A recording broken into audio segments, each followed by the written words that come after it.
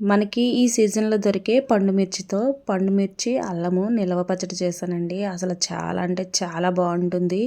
ఈ పచ్చడి చాలా స్పైసీగా ఉంటుందండి. అల్లం పచ్చడి అనేప్పటికీ తీయగా ఉంటుంది కదా అనుకుంటారు. బెల్లం తక్కువ వేసుకుంటే పచ్చడి చాలా స్పైసీగా ఉంటుంది. ఇప్పుడు ప్రాసెస్ చూసేద్దాం. హాయ్ అండి, ఈరోజైతే పండు మిర్చితో అల్లం నిల్వ పచ్చడి చేసుకుందాం. ఈ పచ్చడి చాలా స్పైసీగా ఉంటుందండి, చాలా బాగుంటుంది వేడి వేడి రైస్లో వేసి తింటే. ఇప్పుడైతే ప్రాసెస్ చూసేద్దాం. మనకు నచ్చిన కాయల్లా ఏరుకోవాలి. బాగున్న కాయని తీసి పక్కన వేసేయాలి. చూడండి, ఇలా పక్కకు తీసేసుకోవాలి. ఈ కాయలు మనకు పని చేయవు.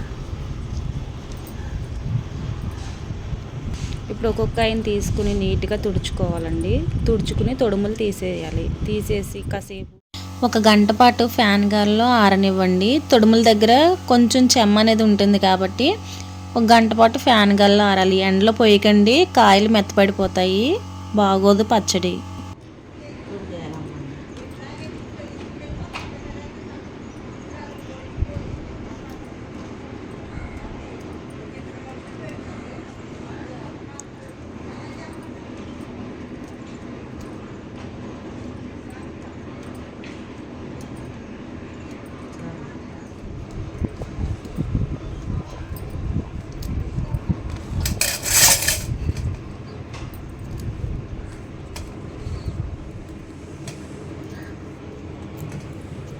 ఇలా తొడుములన్నీ తీసేసుకున్నాం కదండి. ఇప్పుడు ఒక గంట పాటు ఫ్యాన్ గల్లా ఆరనిద్దాం. చూడండి, పండు మిర్చి అయితే ఇలా ఫ్యాన్ గల్లా ఆరబెట్టుకున్నాం కదా. ఇప్పుడు గ్రైండర్లో మనం వేసేసుకుందాము.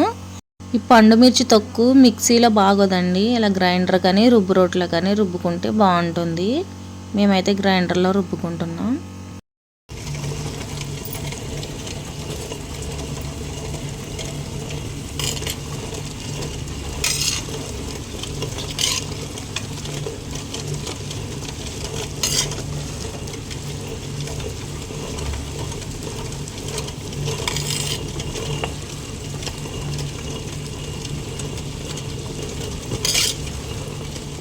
చింతపండుని 1/2 కేజీ తీసుకున్నానండి. పెంకులు ఏన్లు నారలు అన్నీ తీసేసి ఇలా ఆరబెట్టుకోవాలి ఎండలో. అలాగే కళ్ళుప్పును కూడా ఎండలో ఆరబెట్టుకోవాలి. 1/2 కేజీ అల్లం తీసుకున్నానండి. అల్లాన్ని ఇలా చిన్న చిన్న ముక్కల కింద కట్ చేసుకుని ఎండలో పెట్టుకోవాలి. చూడండి, పండు మిర్చి అయితే చక్కగా నలిగిని కచ్చాపిచ్చాగా చూడండి, ఇలా కచ్చాపిచ్చాగా రుబ్బుకోవాలి. ఒక ఎయిర్టైట్ డబ్బాలోకి తోడేసుకుందాం. చూడండి, ఇలా కచ్చపిచ్చగా అయితే రుబ్బేసుకున్నాం కదా. మిరగాయ తొక్కింది ఇది. చూడండి, అక్కడక్కడ మిరగాయలు కూడా ఉన్నాయి. ఇప్పుడు ఇందులో మనం కళ్ళుప్పును వేసుకుందాము.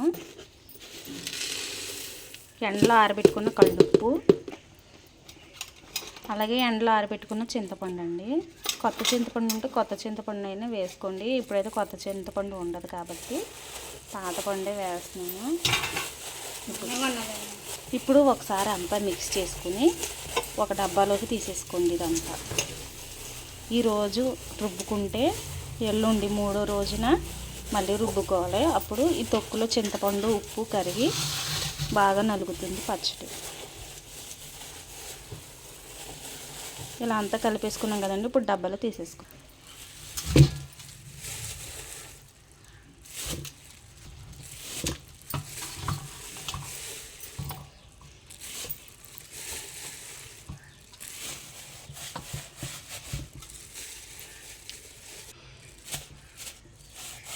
ఇలా అంతా ఒకసారి సర్దుకుని మూత పెట్టి ఎల్లుండి రుబ్బుకుందామండి.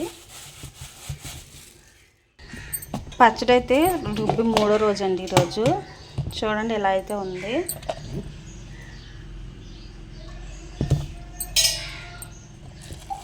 ఇప్పుడు ఈ పచ్చడిని మళ్ళీ రుబ్బుకుందాము.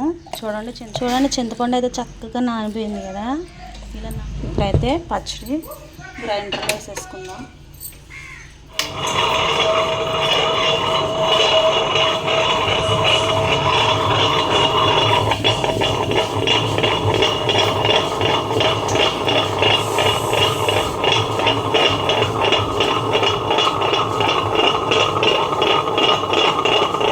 చూడండి, పచ్చడి అంతా ఇలా గ్రైండర్లో వేసుకుని మెత్తగా రుబ్బుకోవాలి. ఇది రుబ్బుకుంటుంది, గ్రైండర్ రుబ్బేసుకుంటుంది. ఈ లోపు మనము 2 డేస్ నుంచి ఆరబెట్టుకున్న అల్లం ఎంత అయితే అయిందండి. ఈ అల్లాన్ని మనం వేయించిన అవసరం లేదు, మిక్సీ పట్టేసుకుందాం మెత్తని పొడిలాగా. మిక్సీ పట్టేసుకుని పచ్చడిలో వేసేసుకోవడమే. ఇవైతే మిక్సీ పట్టుకుందాం. ఇప్పుడైతే నేను 1/2 కేజీ బెల్లం తీసుకున్నానండి. 1/2 కేజీ బెల్లాన్ని ముక్కలుగా చితక్కొట్టి ఇందులో టీ గ్లాస్తో 1/2 గ్లాసు వాటర్ అయితే పోసాను. ఇప్పుడు ఈ బెల్లాన్ని లిక్విడ్ లాగా కరిగించుకోవాలి. చూడండి, బెల్లం అయితే ఇలా ఉండాలి, ఇలా బాగా దగ్గర పడి జిడ్డుగా ఉండాలి. చూసారు కదా, స్పూన్కి వేస్తే తేనెలాగా స్ప్రెడ్ అవుతుంది. ఇప్పుడు దీన్ని చల్లారబెట్టుకుందాము. బెల్లం వాటర్ చల్లారిన తర్వాత లిక్విడ్లా ఫామ్ అవుతుందండి. ఇలా తయారయ్యాక మనం పచ్చడిలో వేసుకోవాలి. చాలామందికి డౌట్ ఉంటుంది, బెల్లం డైరెక్ట్గా చితకొట్టుకుని వేసుకోవచ్చు కదా, ఇలా కరగబెట్టడం అవసరమా అనేసి. కానీ ఇలా చేయడం వల్ల పచ్చడి ఎక్కువ కాలం నిల్వ ఉంటుందండి. మనం డైరెక్ట్గా బెల్లం వేస్తే ఏమవుతుందంటే బెల్లంలో ఉన్న చెమ పచ్చడి కలిసి పైన ఉన్న లేయరు మనకి బూజులాగా వస్తుంది, దాని ఫంగస్ అంటాం కదా. అలా కాకుండా ఇలా చేస్తే చాలా బాగుంటుంది. అలాగే పచ్చడి నలిగేటప్పుడు మనం వాటర్ అనేది అసలు వాడం కాబట్టి ఇలా లిక్విడ్ పోసుకుంటూ మనం పచ్చడిని రుబ్బుకోవాలి. చూడండి, అల్లాన్ని అయితే ఇలా పొడుము చేసుకోవాలి. ఇలా పొడుము చేసుకుని ఈ పొడిని కూడా మనం ఈ అల్లం పౌడర్ని కూడా పండుమిర్చి తొక్కులో వేసుకుని రుబ్బుకోవాలి. ఈ అల్లం పౌడర్ని ఇప్పుడు గ్రైండర్లో వేసేసుకుందాం. పండుమిర్చి తొక్కులో బెల్లం చూసారా లిక్విడ్లా ఇలా అయింది చల్లారిన తర్వాత. ఇప్పుడు కొంచెం కొంచెంగా పోసుకుందాం. ఇలా పోసుకుంటే చక్కగా నలుగుతుంది.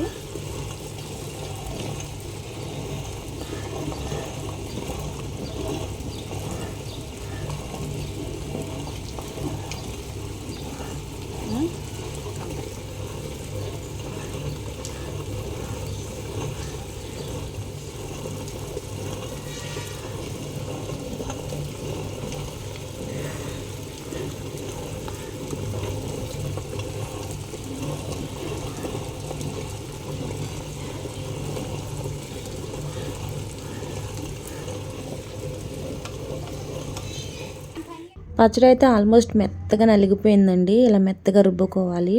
ఉప్పు చెక్ చేసుకుని ఉప్పు సరిపోకపోతే వేసుకోండి. బెల్లం ఎక్కువ ఇష్టపడే వాళ్ళు బెల్లం ఎక్కువ వేసుకోవచ్చు. పచ్చడి అయితే నలిగిపోయిందండి. ఇప్పుడు మనం వేరే గిన్నెలోకి తీసేసుకుందాం. తాలింపు పెట్టిన తర్వాత మనం ఏ డబ్బాలో గాజు సీసాలో కానీ తీసుకుందాము. ఇప్పుడు పచ్చడి అయితే తాలింపు పెట్టుకుందామండి. శనగపప్పు, ఆవాలు, మినపప్పు వేసేసుకుందాం. అలాగే మెంతులు, దంచిన వెల్లుల్లి ఒక 20 రెబ్బలు దంచుకుని వేసుకోవాలి. ఇప్పుడు ఇందులో ఎండుమిర్చిని వేసుకుందాం. అలాగే కరివేపాకు. చూడండి, తాలింపు అయితే వేయించుకున్నాం కదా. ఇప్పుడు ఈ తాలింపుని చల్లారబెట్టుకోవాలి. చల్లారిన తర్వాత ఇందులో పచ్చడి వేసుకుని తిప్పేసి ఎయిర్టైట్ డబ్బాలో తీసేసుకోవాలి. పోపు అయితే చల్లారింది కదండి. ఇప్పుడు పచ్చడి వేసేసుకుని మిక్స్ చేసేసుకుందాం.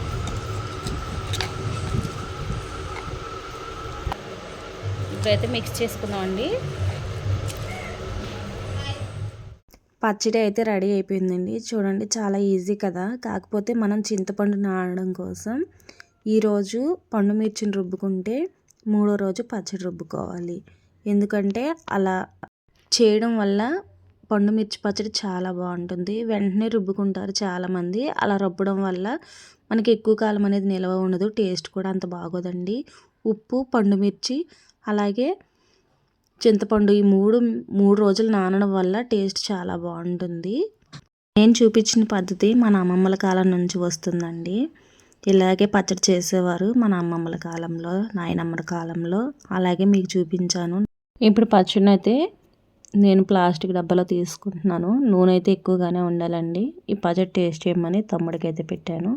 ఈ వీడియో కనుక మీకు నచ్చినట్లయితే లైక్ చేయండి.